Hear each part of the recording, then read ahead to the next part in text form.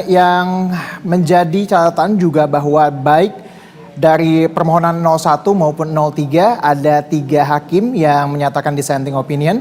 Yang pertama merupakan Hakim Saldi Isra, kemudian juga Hakim Arif Hidayat dan juga Hakim Eni Nurbaningsih. Kita akan lihat biasa bagaimana situasi di depan gedung Mahkamah Konstitusi menyusul berakhirnya. Tadi kita sudah mendengarkan bersama keputusan dari Hakim Mahkamah Konstitusi yang menolak seluruh permohonan dari kubu 01 maupun 04. Yang Anda lihat ini merupakan kondisi terkini biasa di sekitar gedung Mahkamah Konstitusi. Ini merupakan di halaman Mahkamah Konstitusi.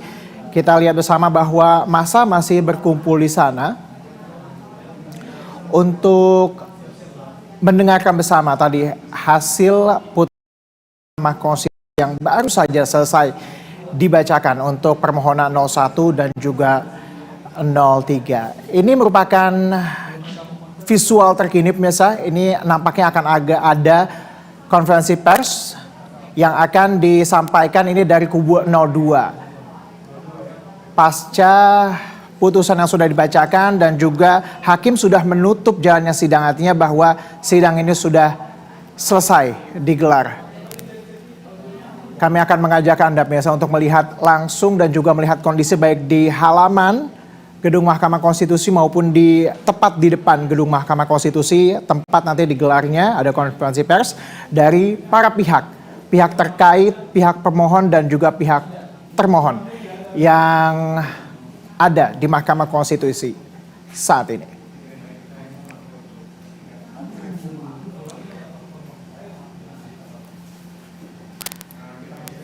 Baik, pemirsa, kita masih menantikan konvers dari para pihak, baik pihak termohon maupun pihak pemohon dan juga pihak terkait. Ya, sambil kita menunggu pemirsa, kita melihat ini merupakan jajaran dari tim kuasa hukum dari kubu 02 Prabowo Gibran yang sudah ada di sana, kemudian juga yang ada di sebelah kiri pemirsa. Ini merupakan situasi terkini di depan gedung Mahkamah Konstitusi di mana massa masih berkumpul di sana untuk menyuarakan aspirasi mereka terkait dengan jalannya sidang hari ini. Kami akan mengajak Anda pemirsa untuk mengupdate dan juga apa kemudian tanggapan dari para pihak. Dalam hal ini pihak 01, 02 dan juga 03 terkait dengan putusan Hakim Mahkamah Konstitusi yang akhirnya menolak secara keseluruhan permohonan 01 dan juga 03 yang ditolak seluruhnya meskipun ada 3 hakim yang menyatakan dissenting opinion dalam perkara ini.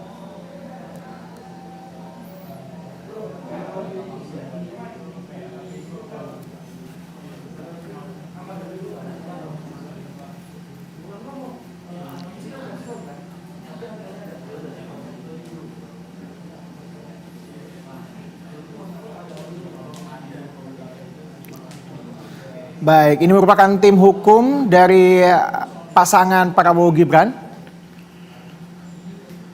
Kita melihat di sana ada sejumlah tentunya pengacara ternama yang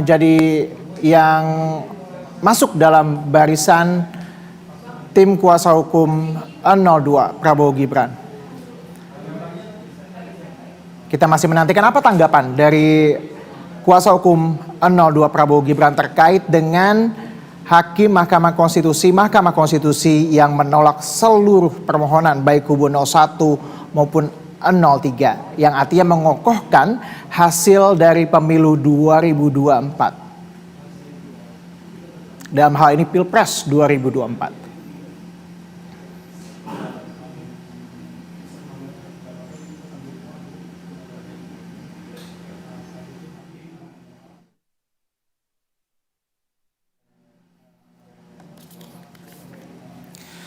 Jika kita melihat atau kita sedikit mereview bersama pemirsa bahwa ada sejumlah dalil kemudian yang diklasifikasikan oleh hakim terkait dengan permohonan 01 maupun 03 yang dijabarkan sejak tadi pagi. Hakim menolak seluruh kemudian dalil atau permohonan yang diajukan oleh pasangan 01 dan juga 03, baik itu terkait dengan anggapan adanya independensi penyelenggara pemilu yang diintervensi. Hakim juga menilai bahwa tidak beralasan menurut hukum. Kemudian juga terkait dengan permintaan Hakim Mahkamah Konstitusi mendiskualifikasi Wakil Presiden dari pasangan 02 Gibran Raka Buming Raka maupun mendiskualifikasi pasangan 02 Prabowo Gibran, itu juga tidak dikabulkan oleh hakim, ya, artinya bahwa hakim tidak menemukan bahwa semua proses ini berhubungan begitu dengan keabsahan calon presiden dan wakil presiden. Hakim menemukan tidak beralasan menurut hukum, sehingga kemudian hal itu pun ditolak oleh hakim. Yang ketiga juga yang menjadi sorotan semua pihak adalah terkait dengan bansos. Bansos juga hakim menyatakan bahwa tidak ada kejanggalan dan tidak menemukan adanya korelasi antara bansos dan pilihan pemilih, sehingga ini juga ditolak oleh Hakim Mahkamah Konstitusi yang dinyatakan tidak beralasan menurut hukum.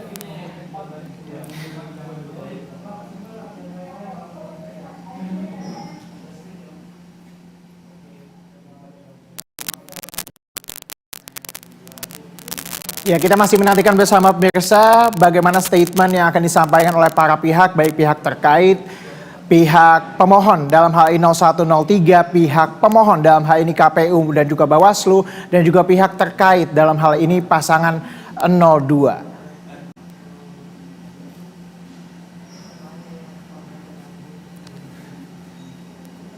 Sementara itu pemirsa, kita juga bisa melihat, kita pantau bersama pemirsa bahwa di kawasan Patung Kuda ini massa masih berkumpul di sana untuk mendengarkan bersama tadi jalannya sidang putusan dari Mahkamah Konstitusi yang akhirnya menolak seluruh permohonan pihak 01 maupun 03 terkait dengan Pilpres 2024.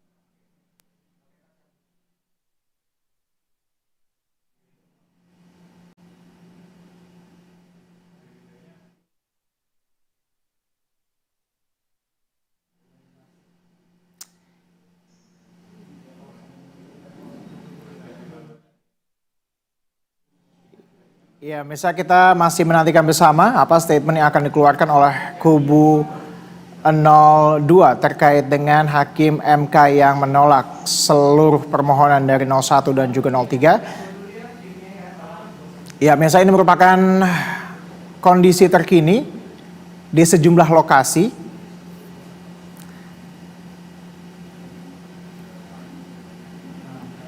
Ya, di kawasan Patung Kuda biasa kita bisa melihat itu massa masih berkumpul di sana untuk menyuarakan aspirasi mereka terkait dengan Hakim Mahkamah Konstitusi yang menolak seluruh permohonan 01 dan juga 03.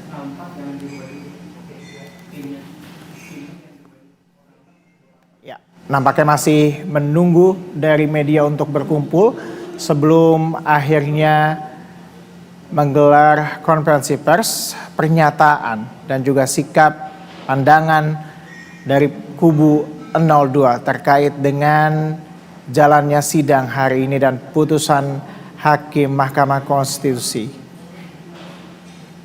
Yang tampaknya memang dari keputusan ini menguntungkan dari pihak 02 karena ini merupakan hasil yang final dan juga mengikat. Artinya mengesahkan kemenangan pasangan 02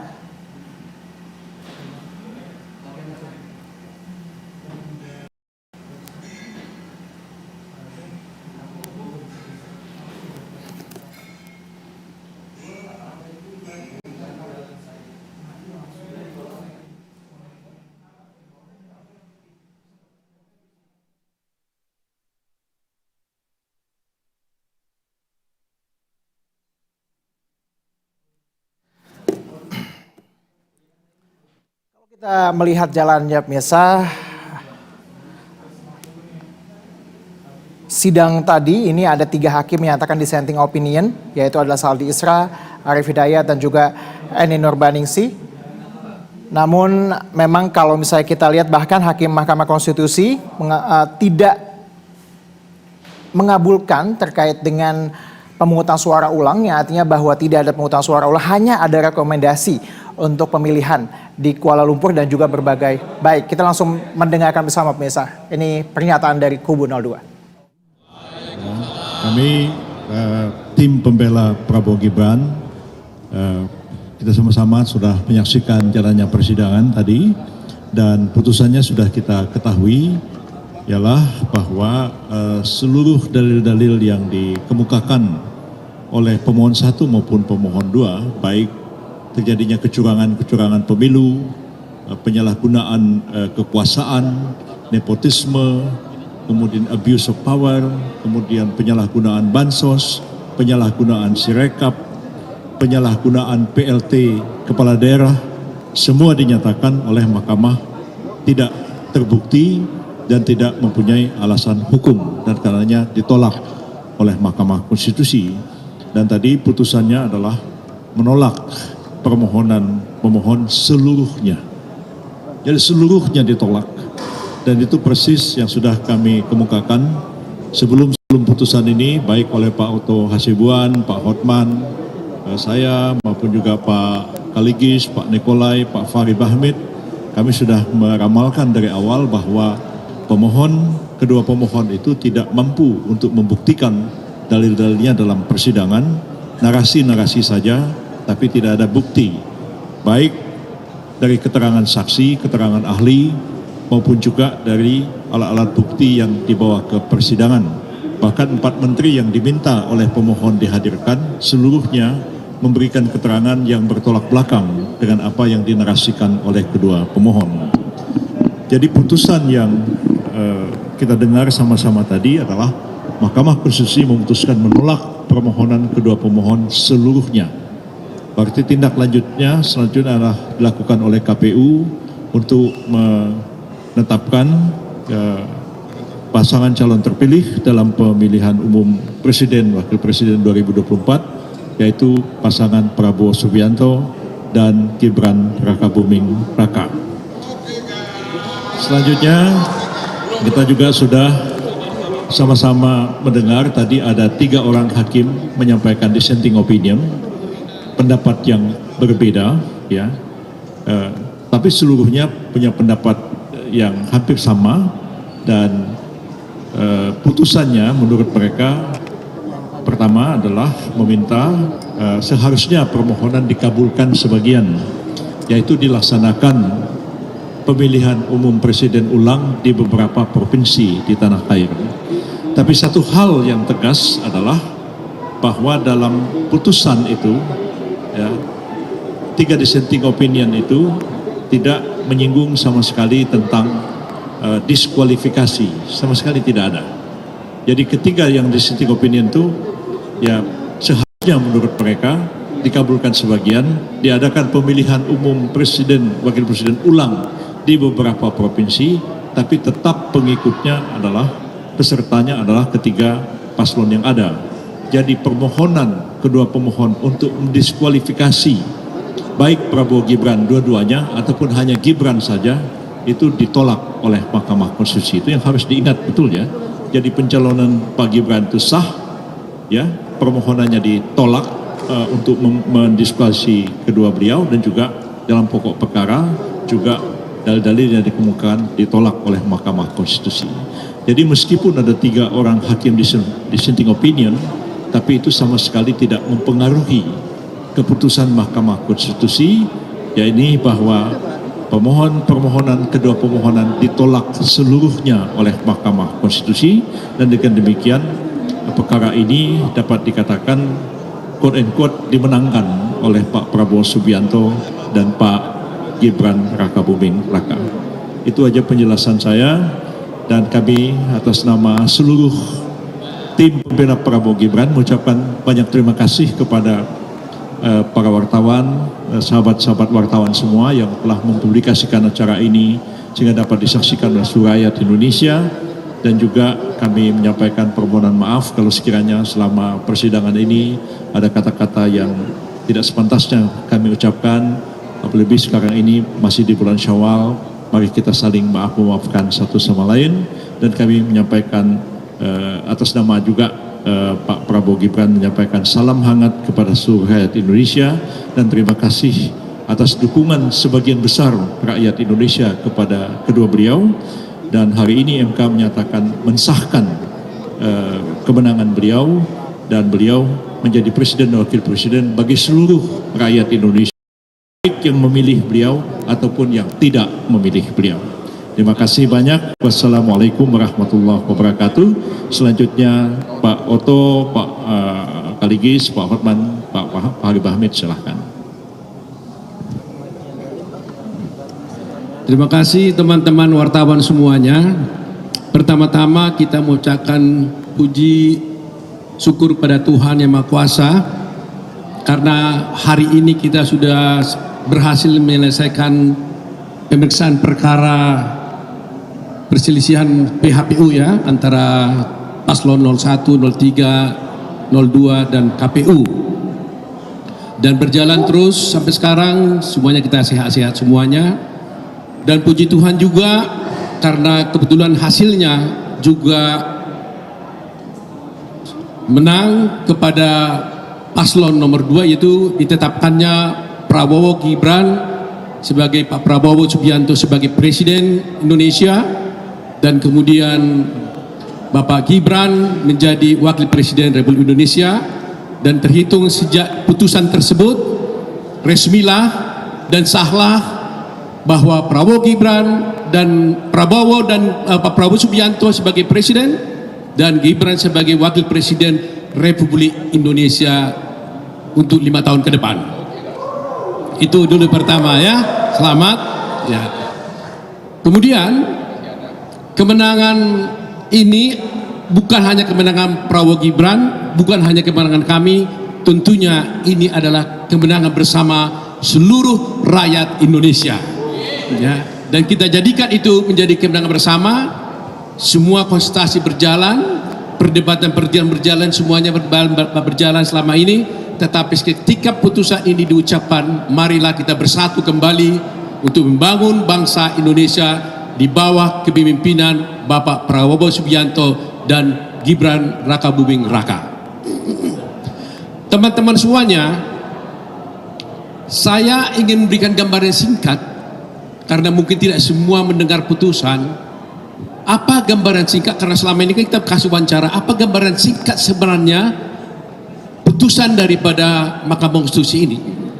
Tadi Pak Yusril sudah katakan putusan ini ada dissenting. 5 yang menyatakan bulat untuk menyatakan menerima dan menolak permohonan dari 01, 03, tapi ada 3 orang yang melakukan dissenting, di mana 2 hakim konstitusi menyatakan diinginkannya dilakukannya PSU di beberapa daerah tertentu terhadap hal ini. Nah, selama ini kita jelaskan kan kepada masyarakat bahwa sebenarnya ini kita mengatakan Mahkamah Konstitusi tidak berwenang dengan alasan ada undang-undang pemilu yang mengatur bahwa sebenarnya pelanggaran administratif itu hanya menjadi kewenangan daripada Bawaslu. Hari ini kita lihat ada putusan yang menjadi perhatian kita. Ternyata Mahkamah Konstitusi menyatakan dirinya berwenang. Alasannya dia berwenang adalah dia mengatakan bahwa mereka ingin menjaga, mengawasi, siapa tahu kalau Bawaslu tidak melaksanakan tugasnya secara optimal, maka mereka akan memeriksanya. Itu alasan utamanya dari Mahkamah Konstitusi. Jadi dengan demikian dia mengatakan kami berwenang untuk mengadili perkara ini. Tetapi satu hal yang harus kita perhatikan adalah ketika Mahkamah Konstitusi mengatakan dia, meskipun dia mengatakan dia berwenang, tetapi dia tetap tunduk dan menghormati semua apa yang dilakukan oleh Bawaslu. Sehingga di dalam pertimbangannya Hakim Mahkamah Konstitusi mengatakan karena pengaduan-pengaduan ini telah diajukan ke Bawaslu dan Bawaslu telah menindaklanjuti pengaduan-pengaduan atau dugaan pelanggaran-pelanggaran yang diajukan 0103 ini ke Bawaslu, dan Bawaslu sudah menindaklanjutinya, maka Mahkamah Konstitusi mengatakan tidak terbukti lagi ada pelanggaran terhadap dugaan-dugaan kecurangan yang dituduhkan oleh 01 dan 3 tapi tidak dilaporkan atau tidak diadukan ke Bawaslu. Mahkamah Konstitusi memberikan pendapat bahwa mereka telah melepaskan haknya untuk melaporkan itu karena mereka tidak melaporkan. Jadi haknya untuk mengadu telah dianggap lepas, sehingga tidak lagi pantas dan patut diadili di Mahkamah Konstitusi ini. Itulah sebabnya Mahkamah Konstitusi konsisten jadi kita dapat satu putusan yang baru sekarang sama dengan putusan tahun 2019 sebenarnya, bahwa mereka berwenang tapi Mahkamah Konstitusi tetap taat dan tunduk dan menghormati semua hak-hak dan lembaga daripada Bawaslu. Ketiga, kita selama ini mempersoalkan tentang amicus curiae. Di sini telah jelas kita lihat Mahkamah tegas menyatakan tadi bahwa telah membaca semua permohonan-permohonan dari amicus curiae. Tetapi kami tidak melihat Mahkamah mempertimbangkan semua pendapat-pendapat daripada amicus curiae itu. Jadi seperti yang kita sampaikan sebelumnya itu sebenarnya kewenangan Mahkamah Konstitusi. Tapi tegas tadi mengatakan Mahkamah telah membaca, tapi sama sekali tidak dipertimbangkan satu pun permohonan dari amicus curiae itu tidak dipertimbangkan oleh amicus curiae. Nah, saya bisa maklum atas hal ini karena mungkin, tapi ini tak pendapat ya, kalau itu dibiarkan berkembang amicus curiae ini di setiap pengadilan, maka mungkin akan berpotensi menjadi intervensi kepada mahkamah maupun kepada pengadilan. Tapi itu pendapat pribadi saya, tapi mungkin ya itu sebabnya Mahkamah Konstitusi tidak mempertimbangkannya. Jadi hari ini teman-teman semuanya, dasar daripada Mahkamah Konstitusi mengatakan dari semua, jadi kita perhatikan tadi itu, satu persatu Mahkamah telah menguraikan seluruh pengaduan dugaan kecurangan oleh 01 maupun 03, satu persatu, makanya panjang. Dan semua satu persatu oleh Mahkamah Konstitusi dipertimbangkan satu persatu, tetapi satu pun tidak ada yang terbukti. Ini ya. Jadi kalau kita selama ini mohon maaf ya, kalau kita katakan selama ini hanyalah semacam narasi saja, asumsi, ya sekarang terbukti karena Mahkamah Konstitusi semua satu persatu dipertimbangkan, ternyata satu pun tidak terbukti. Atas dasar itulah meskipun Mahkamah Konstitusi berwenang, tetapi mereka memeriksa tidak terbukti satu pun dalil yang juga 01 dan 03, akhirnya Mahkamah Konstitusi menolak seluruh gugatan pemohon dari 01 maupun dari 03, sehingga Prabowo Subianto resmi menjadi Presiden Indonesia. Demikian juga Gibran Raka Buming Raka resmi menjadi Wakil Presiden Indonesia, dan kita hormati ini, dan tidak ada lagi upaya hukum apapun terhadap putusan ini. Dan inilah yang terakhir dari semua proses pemilu, dan kita tinggal menunggu penetapan presiden, pelantikan presiden di bulan Oktober nanti. Demikian pernyataan kami, mungkin disampaikan oleh Pak Homan. Salam dan terima kasih juga kepada semua tim advokat yang ada di sini, Pak Yusril, Pak 45 orang terima kasih atas semua jerih payahnya. Ya, mohon maaf kalau ada hal-hal yang kurang bagus, tapi selama ini kita kompak selalu kok, nggak ada yang masalah. Terima kasih. Videoin gua dong. Oke. Sejak awal pemeriksaan saksi dan bukti, saya curiga kepada dua hakim. Saya selalu bisik-bisik, kenapa itu orang kalau ada bukti yang kira-kira menguntungkan 0103 langsung dicecar, kalau itu merugikan 02. Saya dari awal sudah mengatakan pasti nanti ini akan disenting, yaitu Prof. Eni Purbaningsi dan Saldi Isra. Dari awal persidangan saya udah mengatakan pasti disenting. Nggak apa-apa, ini tanggung jawab saya pribadi, ya. Kita, kenapa? Siapa yang nyolek gue ini? Jadi ada 3 disenting, 2 diantaranya adalah Saldi Isra sama Eni Purbaningsih, yang dari awal saya udah curiga dia bakal disenting atau tidak akan ada niat untuk memenangkan 02, ya. Yang aneh lagi pendapatnya Profesor Eni adalah dia mengatakan dia tidak melihat bansos itu di APBN. Ini benar-benar aneh banget itu orang. Iya benar loh, dia bilang begitu tadi. Dia tidak melihat ada bansos di APBN, ya kan? Yang kedua, Saldi Isra mengatakan bahwa memang bansos itu ada, tapi dia bilang sangat masif menjelang pemilu. Yang paling aneh lagi, makanya saya dari kemarin itu saya sorot terus kepada Saldi Isra, Sirekap. Dulu saya dibentak sama dia gara-gara saya ngotot soal Sirekap. Karena Sirekap itu kan sudah tidak dipakai, yang dipakai adalah perhitungan manual. Ternyata dia tidak disenting, setuju dia sama pendapat gua itu, ya.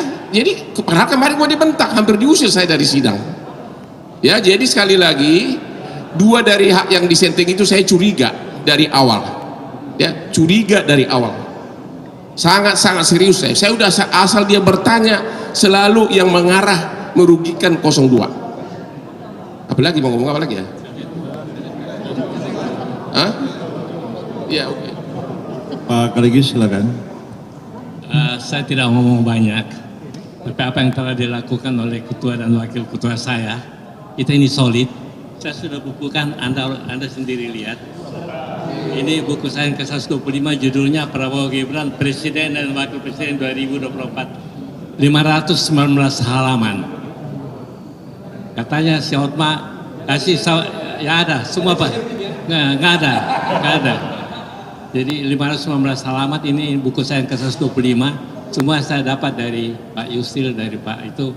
Beliau adalah ketua wakil ketua saya dan sebelum ditanya adalah Hotma Paris Hutapea. Jadi ini buku saya yang ke-125, semua apa yang beliau katakan sudah di sini. Dan beruntung hari ini keputusannya memang dikabulkan. Jadi judulnya Presiden dan Wakil Presiden 2000 studi kasus. Terima kasih. Ya, mungkin.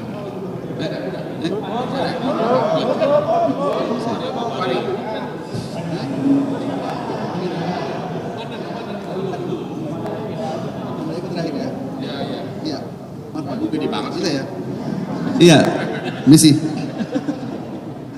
Ini terhambat ini Bang Hotman. Saya mungkin singkat saja.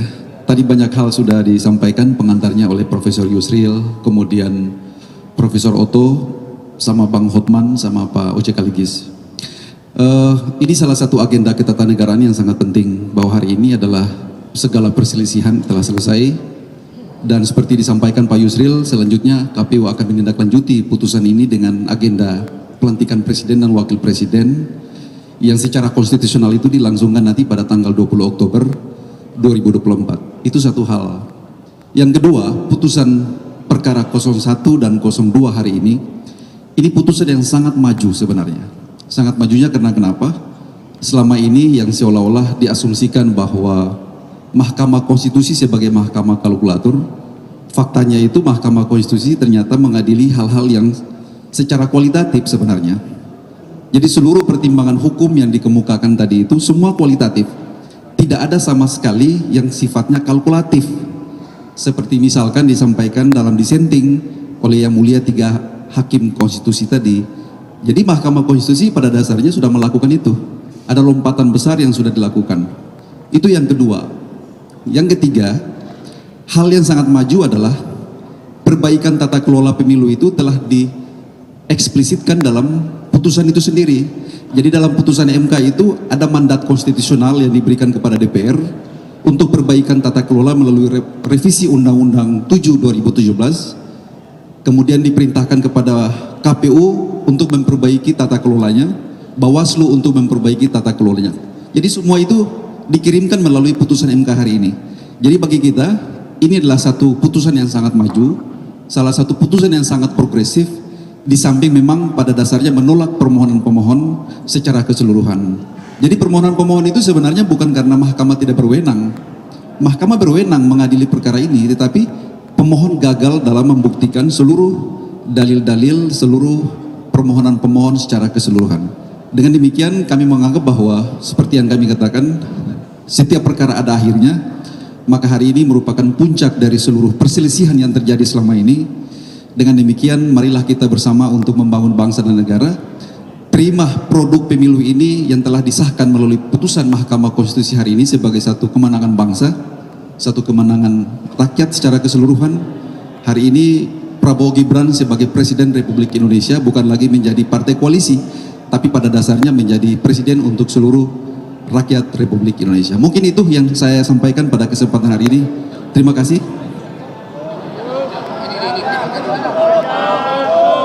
Ini Pak Hinca terakhir ya, sebagai komandan tim hukumnya TKN. Terima kasih Prof.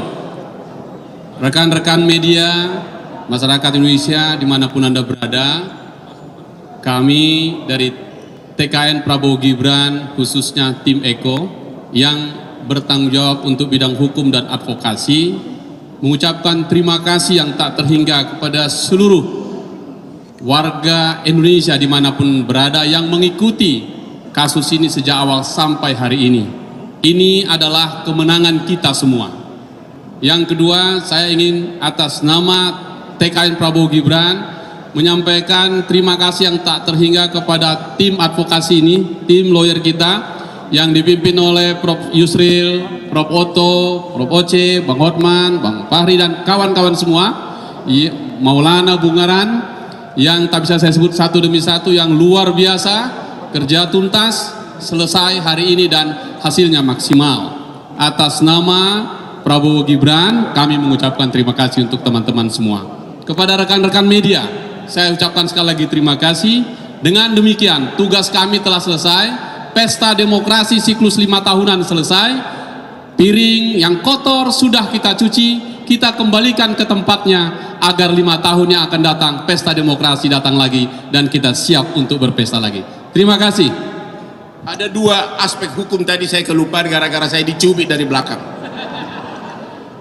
Saya tidak setuju putusan MK yang menyatakan bahwa kalau tidak diselesaikan oleh Bawaslu maka Mahkamah Konstitusi berwenang. Karena kewenangan absolut tidak boleh sama dua lembaga yang sama, kepada dua lembaga yang berbeda. Kalau sudah kewenangan dari Bawaslu, maka Mahkamah Konstitusi tidak berwenang.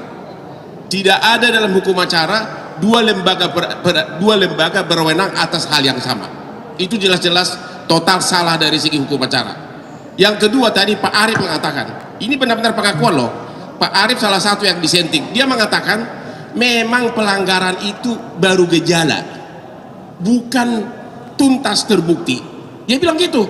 Baru gejala, karena memang dia bilang pelanggaran proses pemilu itu susah dibuktikan. Jadi dia mengakui nggak ada bukti otentik. Bahkan dia mengatakan pembuktian seperti di Amerika beyond reasonable doubt, artinya tidak boleh ragu-ragu, katanya tidak boleh diterapkan di sini. Berarti kalau tidak ada bukti yang benar-benar tuntas, suka-suka dia dong yang mutus. Itu saya salat, itu saya tetap protes. Kalau menghukum, membatalkan sesuatu, apalagi jabatan kepresidenan, harus benar-benar berdasarkan bukti. Kalau dia mengatakan gejala aja cukup, gejala apa ini ya, masih ada ya. Penutup, saya hanya mau sampaikan permohonan terima kasih kepada Mahkamah Konstitusi yang telah mengadili perkara ini dengan baik dan kami mendapatkan hasil yang baik.